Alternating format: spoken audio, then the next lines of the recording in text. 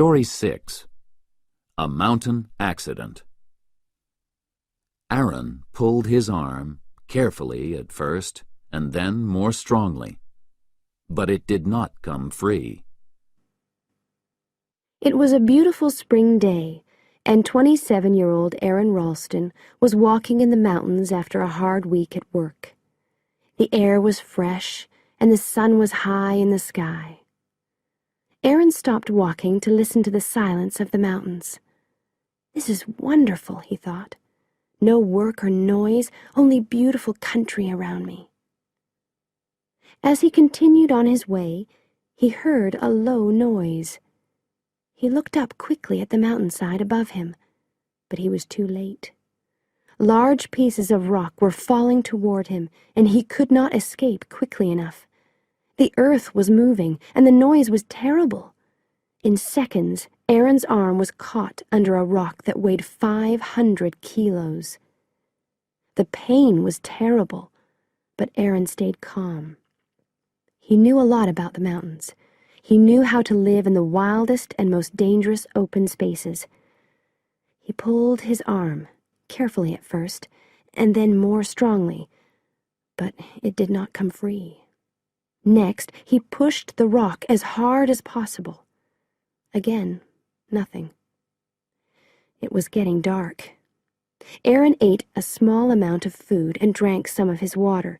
He wanted to keep strong, get some rest, and try again in the morning. After a difficult night's sleep, Aaron thought carefully about his problem. Today was Sunday, a popular day for walking. He decided to wait for help to arrive.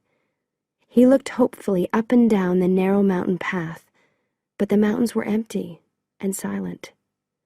The morning passed, and the sun moved to the west.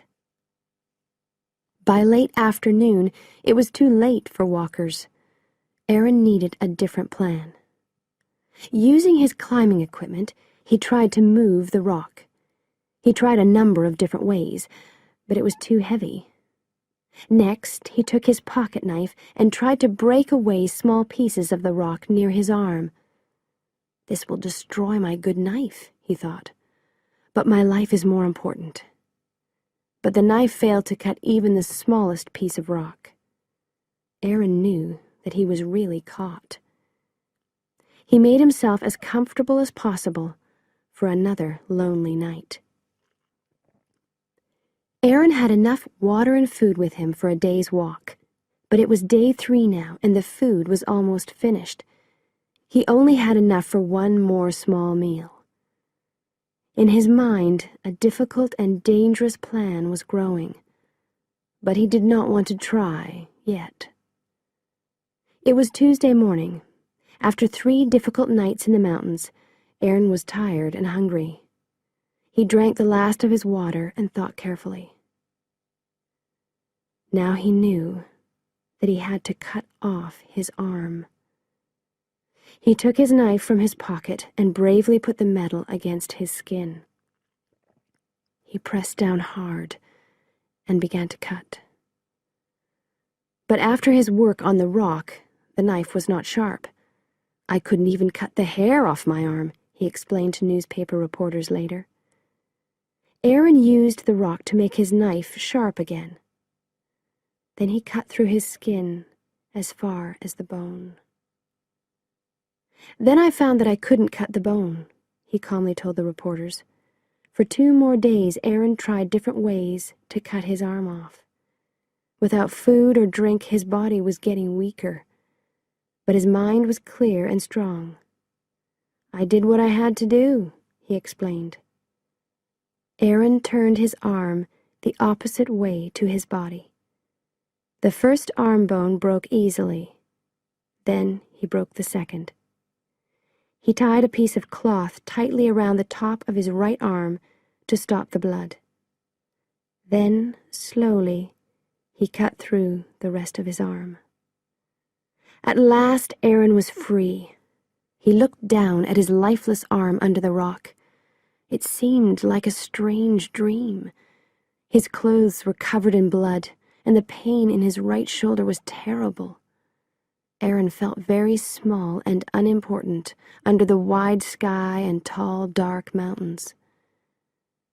Aaron was still in great danger. He was a long way from home, and he was losing blood fast. Darkness was only a few hours away. He had to get to a road as quickly as possible. He looked below him and thought carefully. It was an 18-meter drop to the valley floor, but it was the fastest way back. He had to try. Aaron started to lower himself down the steep mountainside. It was hard, slow work with only one arm, but finally his feet touched the valley floor. The nearest road was still 16 kilometers away. There was no time to rest. Aaron felt weak. It was difficult to think clearly. "I am going to do it," he told himself, "just one step at a time." Aaron started walking. He had to reach help quickly. One more night in the wild mountains was too dangerous.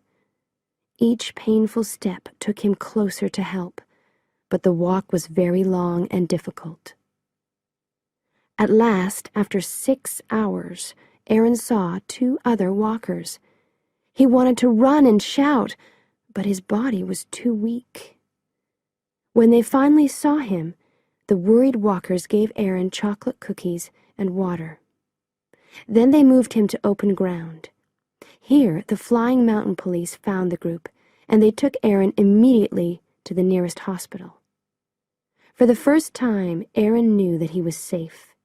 He was truly alive.